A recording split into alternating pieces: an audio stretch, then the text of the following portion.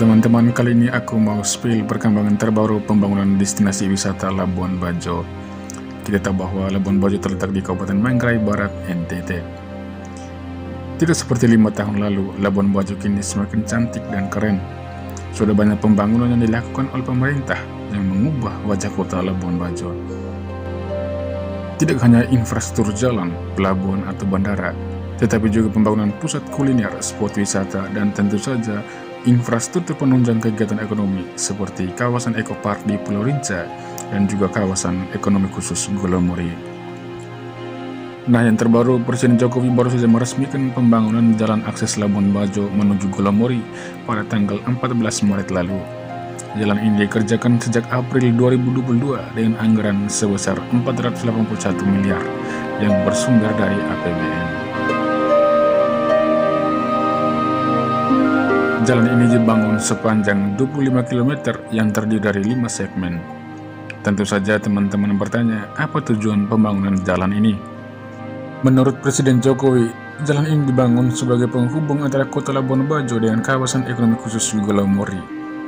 Nah teman-teman, ternyata pada tanggal 9 sampai 11 Mei 2023 mendatang, Indonesia akan menjadi tuan rumah ASEAN Summit 2023. Dan Presiden Jokowi telah menunjuk kawasan ekonomi khusus Golomori sebagai salah satu venue ASEAN Summit 2023. Rumah yang baik, Indonesia tentu tidak mau ketinggalan dengan negara-negara lain.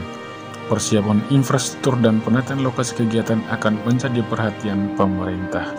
Sehingga pada bulan Mei nanti, ketika para pemimpin negara-negara Asia Tenggara berkumpul di Labuan Bajo, mereka tidak hanya mengadakan pertemuan kenegaraan, tetapi juga menikmati keindahan alam Labuan Bajo. Dengan keberadaan jalan akses Labuan Bajo Golomori, maka para pemimpin hanya membutuhkan waktu tempuh lebih singkat dari kota Labuan Bajo. Jika sebelumnya bisa mencapai 3 jam, kini hanya ditempuh dalam waktu 30 menit saja.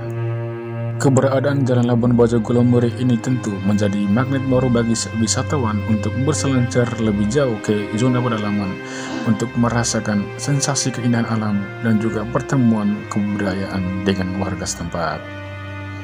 Kita berharap dengan adanya jalan ini bisa meningkatkan perekonomian masyarakat setempat dengan menyediakan sentra-sentra ekonomi baru berupa warung atau kuliner lokal. Kita tentu berterima kasih kepada Presiden Jokowi yang memberikan perhatian lebih untuk NTT. Sejak ditetapkan sebagai destinasi wisata super premium pada 2020, Jokowi mengalokasikan anggaran triliunan rupiah untuk membangun kota pariwisata di ujung Pulau Flores ini. Kita berharap Presiden Jokowi di akhir kepemimpinannya terus memberikan perhatiannya untuk masyarakat NTT. Kita boleh berbangga karena Jokowi adalah satu-satunya presiden yang paling sering mengunjungi NTT sejauh ini.